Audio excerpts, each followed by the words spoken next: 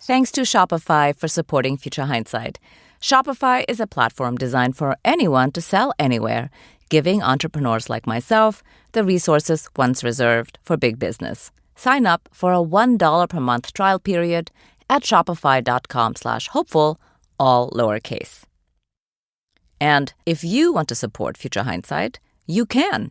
As an independent show, you, the listeners, make our world go round, truly.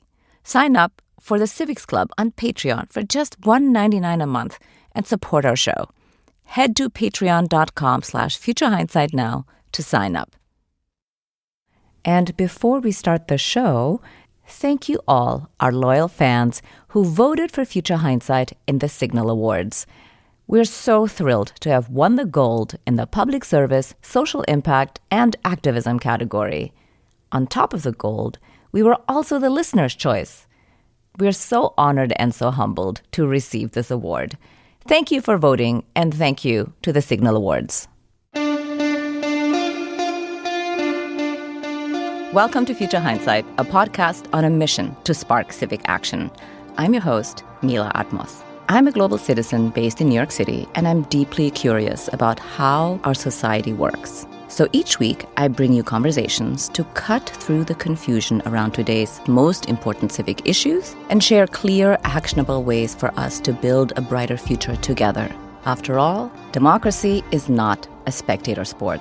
Tomorrow starts right now.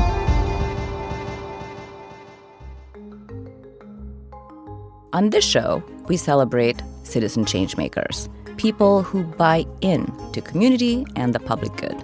So it's a special treat to speak to Sharon McMahon, the creator of Sharon Says So, host of the Here's Where It Gets Interesting podcast, and the author of The Small and the Mighty, 12 Unsung Americans who changed the course of history from the founding to the civil rights movement. It's a book about citizen changemakers who contributed to America's civic fabric and in doing so made our democracy stronger. Each of them was motivated to make impact. And as Michelle Obama recently reminded us at the Democratic National Convention, in America, we do something. So these 12 people did exactly that. I know that in these times, we often feel like just one of us cannot make a difference. And indeed, none of us can do it all. But we can all do something. Welcome, Sharon. Thank you for joining us. Truly a pleasure. Thanks so much for inviting me. Since The Small and the Mighty is a history book, I want to start with some context. Where do we find ourselves in this moment in history? And how does the book you wrote fit into the way America is today? This is a very pivotal moment in U.S. history. This is a moment that future historians will be examining for centuries, quite frankly, much like we are still dissecting the Great Depression or the Dust Bowl or the Cold War. This is one of those moments that we are living inside of. I recently had a discussion with some high school students about how these 4 years that we have been living through, beginning with the pandemic and through a tumultuous election cycle, and just a lot of sort of civic unrest. I wouldn't call it civil unrest, but just a general malaise that many people are feeling, an apprehension that many people are feeling. And I told them, this is going to be in the history book. You're going to do an assignment on this in the future, or at least your children are. And y'all are going to be the people who are getting the PhDs in history and are writing about this time period. And we had a really lively discussion about what will this time period be called? Much like we name other time periods, like the Cold War, like the Great Depression, even though they might not call it that in the moment. And the most common answer that people came up with was the Great Dumpster Fire. That is what current 18-year-olds perceive as this 4-year time period. Now, they've been teenagers through this entire time period, so they may have a different perspective in 15 years, and the future is still being determined. Right. So we don't know what it will ultimately be called. But I can tell you that whatever it's called, this is one of those moments that maybe people like me will be writing about in 20 years. It's a time of tremendous change, and that time of change also brings about a tremendous amount of opportunity. So many people's lives hinge on moments of great opportunity. And whether we rise to the occasion or not is up to each one of us. Yeah, well said. So after years as a government and law teacher, there are many other kinds of books that you could have written. So why was it important for you to tell these stories? And why did you write this book? Who did you write it for? Yeah, you know what? The original book that I thought that I was going to sit down to write is not the book that I ended up writing. No matter how many times I started writing this book of like a guide to government or government for grown-ups, or as you said, there's a million other ways that I could have put pen to paper. I kept coming back to the audience. I kept coming back to the community of governors for whom I was writing the book and future governors who don't know me yet. And I kept thinking, like, what is it that people need right now? And yes, understanding how government works is very important. It's one reason why the work you do is important. It's very difficult to change something you don't understand. If you're a heart surgeon, you need to know how the heart works before you go hacking around on it with a scalpel, right? So you need to understand how it works, and that is important. But the thing that I kept coming back to was just how hopeless so many people tell me that they feel. That this is a time where they feel like nothing I do matters, nothing I say matters, nothing ever changes. We're going to hell in a handbasket. And I know you know this, that's not an uncommon way to feel. And this book was really born out of a desire, first of all, to share stories that I think are incredibly compelling and fascinating, stories that are not well known. This is not, George Washington chopped down a cherry tree, which didn't really happen, but you know what I mean. These are the stories of ordinary people who spent their entire lives developing their character so that when their moment arrived, they would be ready. They'd be ready to have the audacity to rise to that moment. And I really believe that for all of us, we will have a moment in our lives where we have to either press forward with courage or turn back. And for some of us, that moment is right now. That moment is today. For some of us, it's still coming down the road and we don't know when we'll anticipate it. But everything we're going through now will be used. It's forming the character of who we are so that when our moment arrives, we too can rise to it. The people in this book provide us with examples of what that can look like for ordinary people who came from nothing or who encountered extraordinary circumstances and just kept doing the next needed thing. Yeah. Well, thanks for connecting the dots there between feeling hopelessness and doing something about it and potentially doing the next needed thing. And I alluded to this, of course, in the intro, that we often feel like we cannot do anything, we can't make a difference. But you've shown, through the examples of these individuals, that people can do something. So what are the characteristics? You mentioned this just now as well. What are the characteristics that the people in your book have in common? Like, what is a value that they share that we can all find within ourselves right now? I love that question because in order to make any kind of positive change, and every single person listening to this can think of things they would like to change in this country, whether it is governmental or how citizens relate to each other, we can all think of things we'd like to improve. The only way that can happen is if people have hope that it can change. Positive things don't come from a place of hopelessness. And I think one of the important things to realize is that so many of us think that hope is a feeling that we will one day encounter, much like somebody will make me laugh someday. Most of us don't sit alone in a room laughing to ourselves unless we're, consuming something funny, right? That's not something that we just experience alone. And I think many of us liken hope with something that we wait to experience for someone else to bring us. That someday there will be a person who changes everything, that someday we will encounter a situation in which we begin to feel like, oh, I just feel so much hope now. When in reality, hope is a choice. It's a choice that we can make despite evidence to the contrary. All of the people in this book share that they believed that what they were doing would matter. even though none of them had any grand designs of like, my 5-year plan is to get people to do blah, blah, blah, and I'm going to get the petitions and fix the things. Most of the people in this book had very little political power, had very little ability to actually change structural systems. They thought they didn't. And yet they just kept putting one foot in front of the other with the hope that their small actions, that the collective small actions of everybody would ultimately do more than just the heroic actions of 5 people. And I think in some cases, people want to see a revolutionary amount of change. We want to see more work done on equality or voting rights or whatever it is. We want structural change, and we want it now. And it seems like waiting and working is unfair, that there's an inherent unfairness in justice delayed. And if we're being honest, there is an inherent unfairness in that.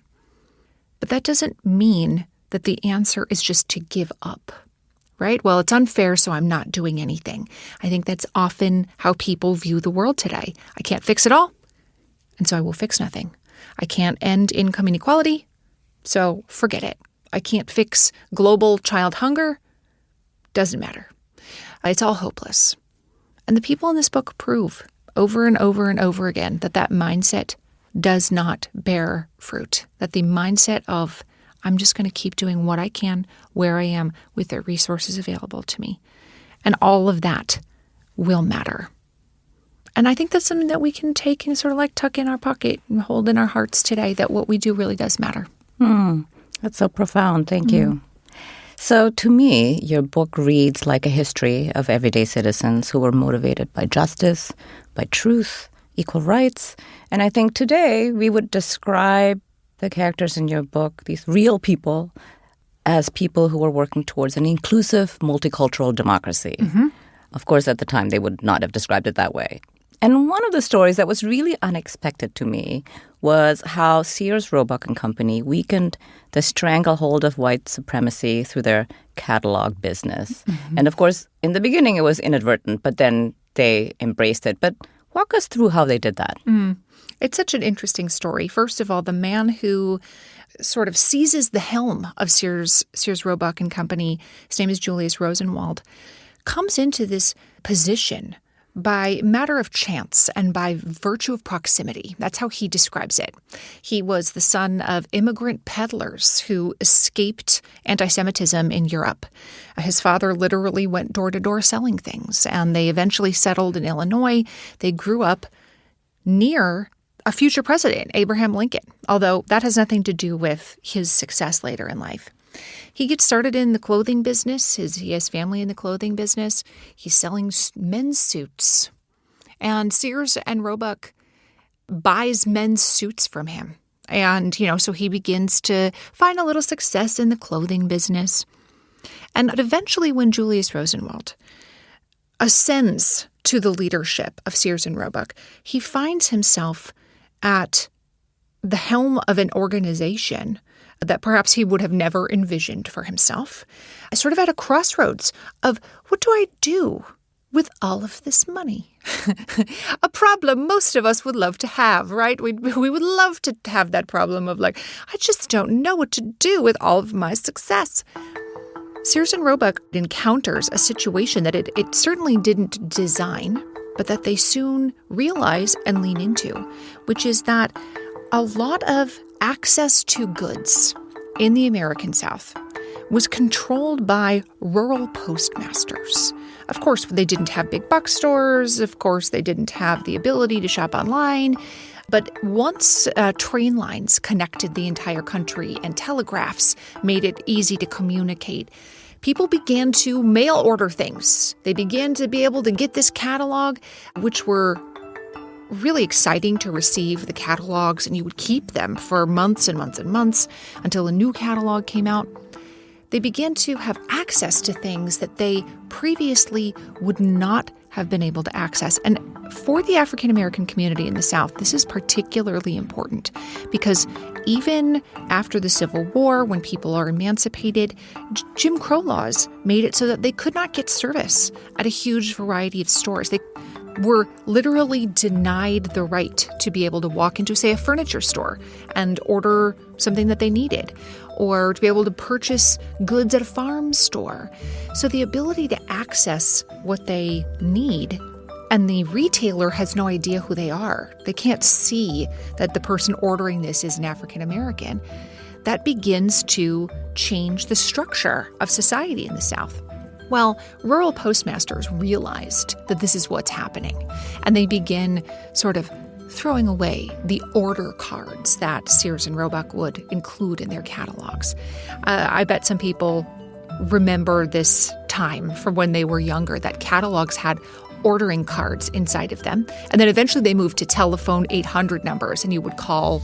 But initially they had a card that was, either a postcard or sometimes it contained a prepaid envelope that you would put it in, and you'd fill it out and you'd have the item number and the quantity and the color, and you'd mail it in.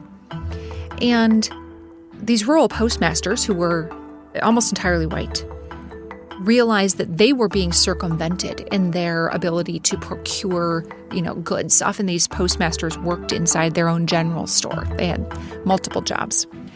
And so Sears and Roebuck began sending instructions in the catalogs that said things like, no need to go to the post office. Just give this directly to your letter carrier. In that way, they were circumventing this entire system of keeping African Americans from accessing equality, even though initially they were doing it from a business perspective of it makes way more sense if people can send us their orders. Of course, that's better business if we can get the orders. But Julius Rosenwald eventually befriends Booker T. Washington. Yeah, tell us more about that. Because you mentioned he had all this money. He didn't know what to do with it. Yes. And he befriends Booker T. Washington. And of course, he gave a lot of money away. He was really motivated by doing that. And among other things, he also was instrumental in the buildings of the YMCAs, yes. But I feel like his collaboration with Booker T. Washington is maybe his deepest legacy on American life. Mm-hmm. And how would you describe the magnitude of the impact of the work they did together? It's really impossible to quantify, because what Julius Rosenwald ultimately does with his money, because of his interaction with Booker T. Washington, he's given Booker T. Washington's book Up From Slavery as a gift, and it has a profound impact on him. And he eventually meets Booker T. Washington, and they begin a friendship that would last the rest of Booker T. Washington's life. And he does give a lot of money to Tuskegee, which Booker T. Washington began. But eventually, after Julius Rosenwald has made this sort of gift to Booker T. Washington, Booker writes him a letter and says, what would you think if we did this with a little bit of the money that is left over, like a couple $1,000s? And Julius Rosenwald's like, that sounds good to me. And eventually, Booker and Julius collaborate on a program that fundamentally changed the United States. And that program helped build 5,000 schools for African Americans in the United States. 5,000. At one point, the overwhelming majority of children in the state of Alabama attended a school that was funded by the Rosenwald Foundation. And there were specific requirements for how somebody was going to get the money, and there had to be citizen buy-in. But if you think about how a child who is able to become educated then impacts their entire family. They become literate, they gain skills that they can then take into the job market. They impact not just their immediate family, their brothers and sisters, their parents, their grandparents. They impact their own descendants, their own children and grandchildren. So the impact is far more than the many, many hundreds of thousands of children who attended the schools. The impact is in the tens of millions of people. There were famous Americans like John Lewis, who attended a Rosenwald-funded school. I don't profile him in the book, but John Lewis's impact on America is truly remarkable. So if you think about just the number of people who had access to education, who went on to do incredible things, there's just really not a way to even quantify it. Yeah. It was such a surprise to find out who Julius Rosenwald is, that he had so much impact, and he kind of did it inadvertently in the beginning, but really embraced it and went more than anybody would have ever guessed. Yes, he gave away the equivalent of over $1 billion today and had left instructions that when he was dead, his money needed to have been given away. He gave away almost all of it during his lifetime. But with whatever was left, you need to get rid of this money, give it away within a certain amount of time after my death. He did not want one of these like perpetual endowments where they invest the money and then they keep giving it away in little dribs and drabs. He was like, forget that. Yeah. And then he refuses to put his name on things. Yes. I thought that was very, very powerful. You just don't see that today in 2024. No. Everybody puts their name on They want everything. naming rights. That's naming right. Rights, They yes. do. And extra money for naming rights. That's right. And he did not want naming rights. He fought people on the naming rights. People tried to put his name on things, and he would fight them on it. And I think that's one reason his story is not well known. Most people don't know who he is because he refused to attach his name to what he did. Yeah, it's very powerful.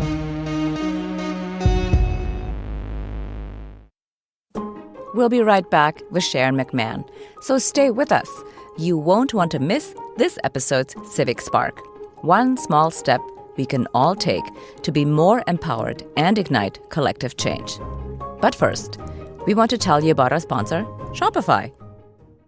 When you think about businesses that are doing numbers like Momofuku or Death Wish Coffee, I'm sure you're thinking about a cool brand with brilliant marketing and, of course, a great product. But an often overlooked secret is actually the businesses behind the business, making selling and, for shoppers, buying simple. For millions of businesses, that business is Shopify. Nobody does selling better than Shopify. It's the home of the #1 checkout on the planet. Oh, and lean in for this not-so-secret secret. A little closer. Shop Pay, the payment method that boosts conversions up to 50%. That means way less carts going abandoned and way more sales going cha-ching. So, if you're into growing your business, your commerce platform better be ready to sell wherever your customers are scrolling or strolling, on the web, in your store, in their feed, and everywhere in between. Businesses that sell more, sell on Shopify. Shopify gives you everything you need to take control and take your business to the next level, no matter how big you want to grow. And that's what I love about Shopify. Upgrade your business and get the same checkout Death Wish Coffee uses. Sign up for your $1 per month trial period at shopify.com/hopeful, all lowercase. Go to shopify.com/hopeful now to upgrade your selling today. Shopify.com/hopeful. And now, let's return to my conversation with Sharon McMahon. So, we are, of course, a civic engagement podcast, and so I feel like this conversation would not be complete without discussing Septima Poinsett-Clark and the founding of Citizenship School. I feel like we need citizenship schools right now everywhere across the country. So tell us about how citizenship schools emerged and how they empowered the African-American community. I love Septima Clark. She's such a special, special lady, and she has a very tragic set of life circumstances that no one would ever want to trade places with. You would never look at her set of circumstances and be like, I'd love to have her life. Ultimately, she is fired from her job as a school teacher because she refuses to revoke her membership to the NAACP. She knows that the work that they're doing on the front of civil rights is incredibly important, and she refuses to give it up, refuses to pretend she's not a member. Charleston Public Schools fired every teacher who was a member or refused to renounce their membership. And so she leaves her job as a teacher and she goes to Highlander, which is a civil rights education center in Tennessee. And while she is there, she begins to conceive of something called a citizenship school. One thing that I think is important to note about Septima before she begins citizenship school, though, is that Septima's education at Highlander, the education she was providing it to people like Rosa Parks. And we all know that Rosa Parks, of course, changed the course of history. She's a fantastic example of somebody who changed the course of history. And Rosa Parks is a student of Septima Clark's. So she eventually decides, what we're doing here at Highlander is great, but most people would never have access to it. Most people don't have the ability to come here and live here for a week or two and take the classes and go home. But the people really need this education. So she collaborates with a small handful of people, including her cousin. And they decide that they are going to take some of the education that they were providing to this sort of short-term residential program at Highlander Folk School.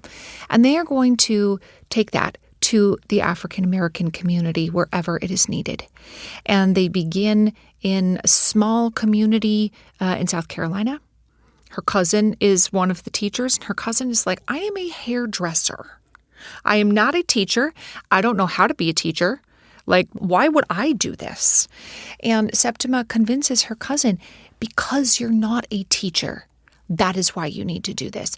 As a hairdresser, you have the soft skills of being able to just talk to strangers all day long and to just chit-chat with them, make them feel valued, make them feel special, make them feel heard. And her cousin is like, okay, I guess I'll do what I can. And she says on the first day of citizenship school, I'm not a teacher, and we're going to learn together. And the purpose of citizenship school was to help African Americans who had been systematically disenfranchised, to help them have access to full participation in what it meant to be an American. And for some people, that meant learning to read. For many adult African Americans, that meant learning to read. It meant doing things like learning how to fill out a voter registration card, how to write a letter to your elected official, how to figure out who the mayor is, who represents you in Congress, how does a bill become a law, these sort of basic ideas of government, but customized for people who had never had the opportunity to receive that kind of education, but who very much wanted it.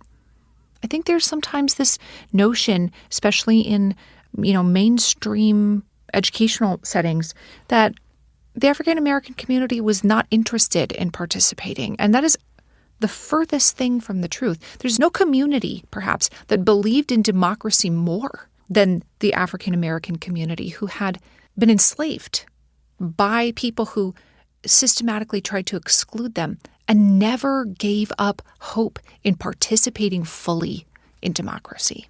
They believed wholeheartedly in participating. So citizenship schools eventually spread all over the South.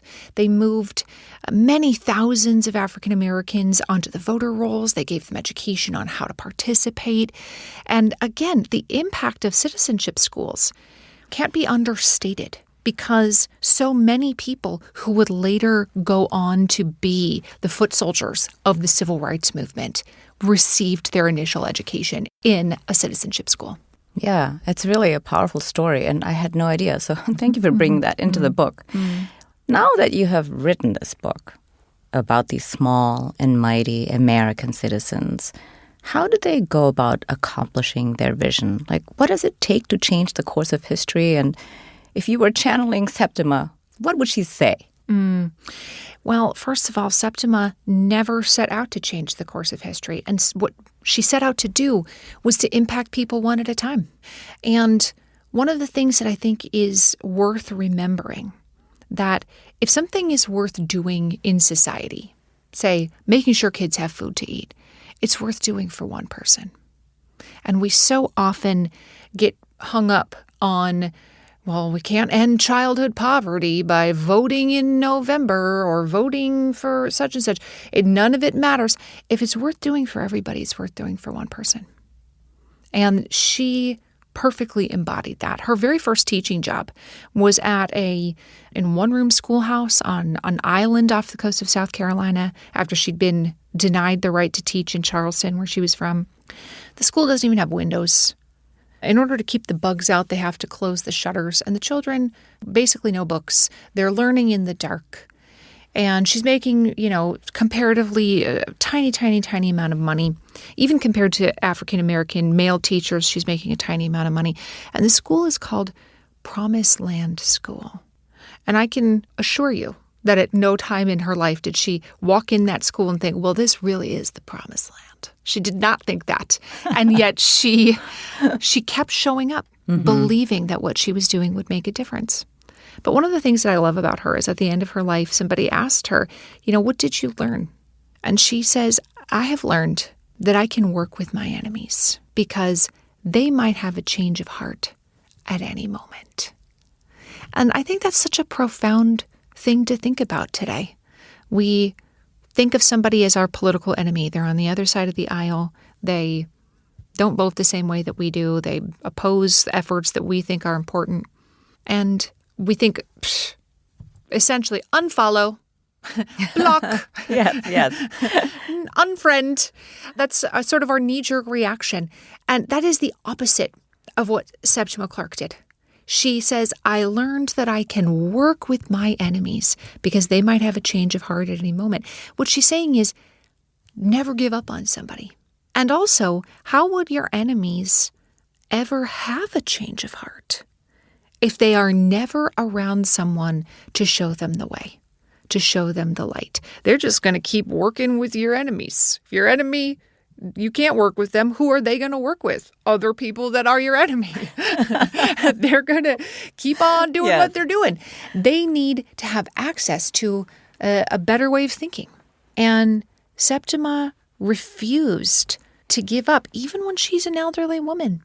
She's still living under a system of tremendous discrimination, even as an elderly woman, and she refuses to give up. I've seen people change around in ways you don't even think are possible, she said. And to me, that's a story that I think we should all tuck into our pockets. I can work with my enemies because they might have a change of heart at any moment. For sure. I totally agree. It was really also a fantastic nugget of wisdom in your book. So speaking of changing the course of history, season 17 of Here's Where It Gets Interesting is all about the life of Joseph Stalin. I was honestly surprised, but how did everything you learned from that season inform your work on this book? Joseph Stalin's also a great example of somebody who changed the course of history just in a really different way. If you don't think one person makes a difference, take a look at Stalin's life, right? Like, Stalin killed more people, was responsible for the death of more people than perhaps anyone in world history. He's up there, at least. And an examination of Stalin's life is certainly not a glorification of his life in any way. But it is a strong illustration of how our small choices make a difference. He certainly did not set out to become what many people would describe him as today, as a madman. Some people would call him a monster, He certainly did not set out that way.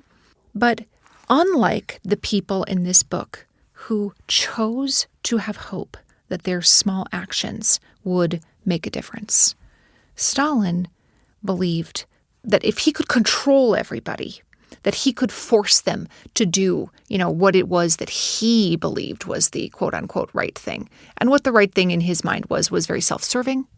It was not designed to enrich others or lift other people up. It was designed to lift himself up. He did not take the perspective of any of the people in this book. Obviously, he has access to a tremendous amount of power. But he could have been one of the people in this book, and his own choices led him down a very different path. Stalin starts out as this, he goes to seminary. He's going to become a priest. He's going to, be a man of the cloth, so to speak. He was a, obviously very charismatic leader in many ways. People wanted to follow him, but his choices led him down a very different path. And I think it's really illustrative of how much an individual's choices matter. And you can now see the divergence of these two very different paths, where one's choices can lead you over here, or where one's choices can lead you to a very, very bad place. Right. Well, we're always living history at every moment. And you mentioned earlier, and you remind the reader frequently in the book, that we are perhaps ourselves going to be an active participant and do the next needed thing. So what do you think is the next needed thing right now?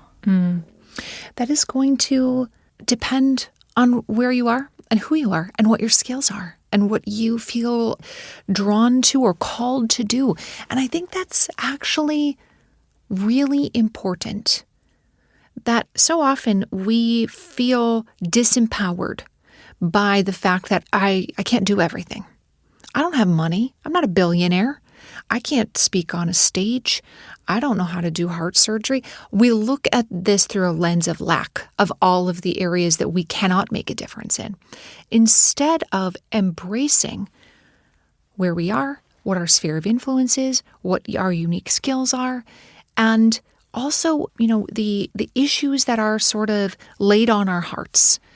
You care a lot about civic engagement, and you have figured out a way to impact people on that front. You are not a neurosurgeon, right? And that is actually great. Let other people who are good at that thing be good at that thing. And it's not just okay. It's needed for each person to bring what it is that they're passionate about and skilled in to the table. I have a much larger platform than many preschool teachers, for example.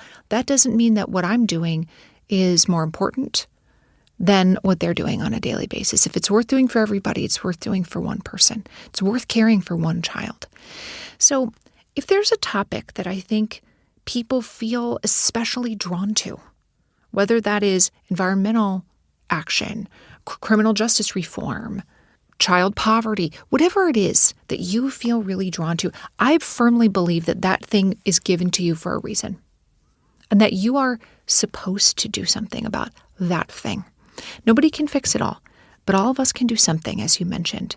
And it might as well be the next needed thing in your own sphere of influence on a topic that you feel drawn to.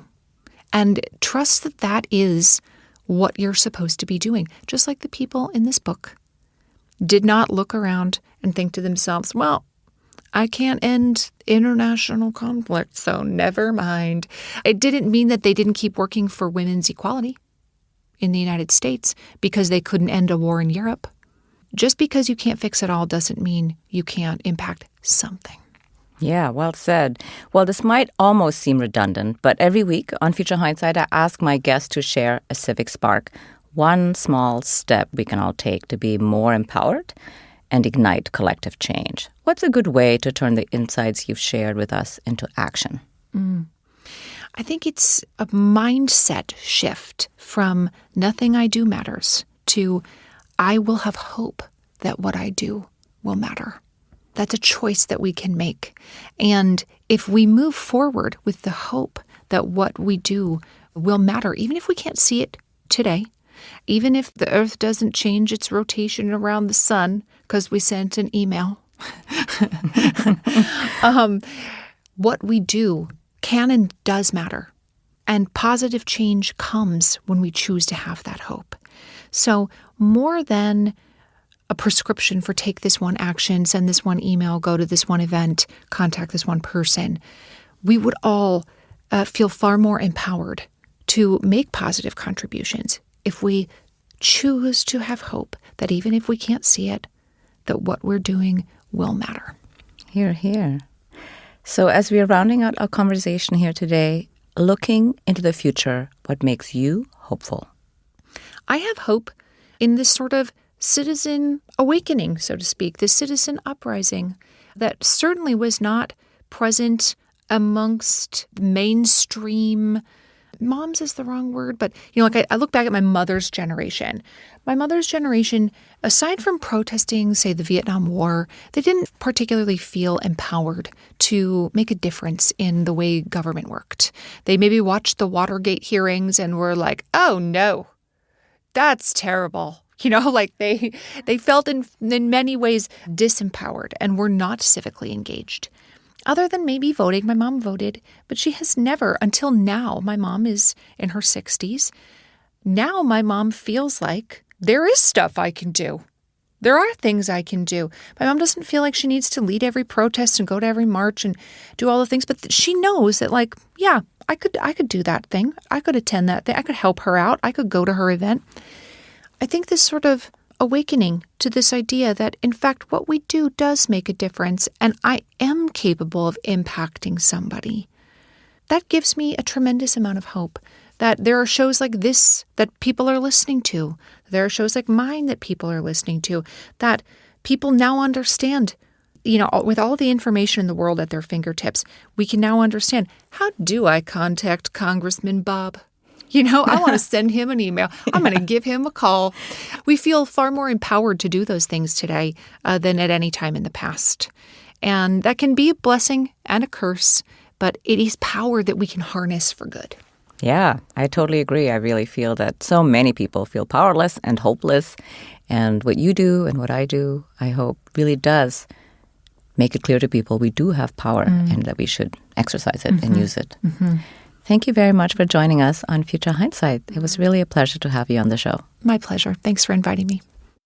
Sharon McMahon is the creator of Sharon Says So and the author of The Small and the Mighty, 12 Unsung Americans Who Changed the Course of History from the Founding to the Civil Rights Movement. Remember, civic action doesn't have to be complicated. It's about small steps that spark progress, like sharing this episode with a friend. Let's recap this week's Civic Spark and fire up our collective power. First, change your mindset to one that is infused with hope and know that what you do matters. You might not be able to change the world in an afternoon, so don't put that pressure on yourself. Find what you care about, make a plan to do something about it, and take the small steps. You can be sure that those small steps will add up.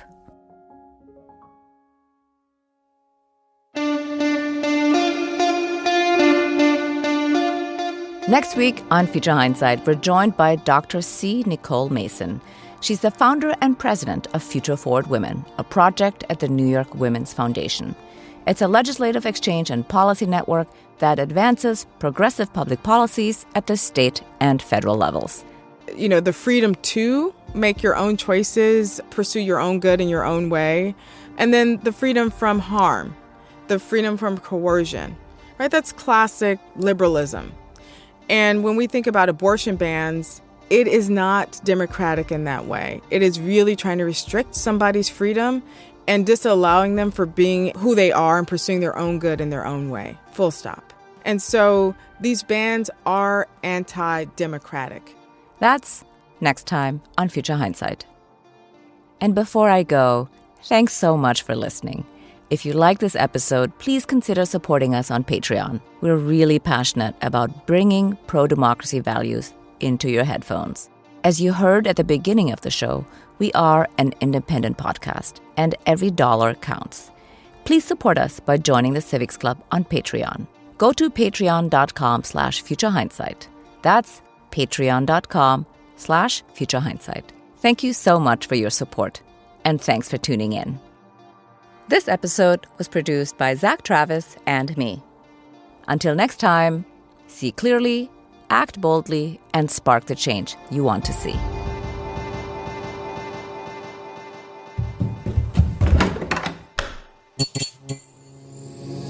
This podcast is part of the Democracy Group,